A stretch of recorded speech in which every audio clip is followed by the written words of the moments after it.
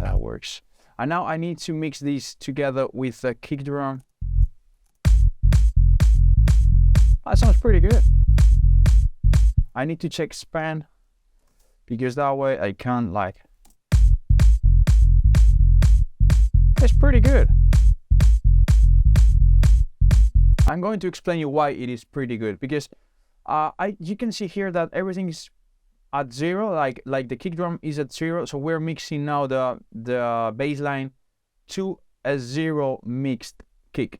So if this is done correctly, the RMS should be around 7, around 8. So that is good. That means that there's no clashing between them. They are not creating peaks between themselves. So that's a pretty well mixed kick drum and bass. And you basically, when you mix them together, when you mix any sound together with another one that's peaking at 0, the most common thing is that when they clash, they're going to create peaks that go much above 0, and they're only going like 0.6 above 0 when mix the kick drum and the bass line. So that means that they go really well in the mix.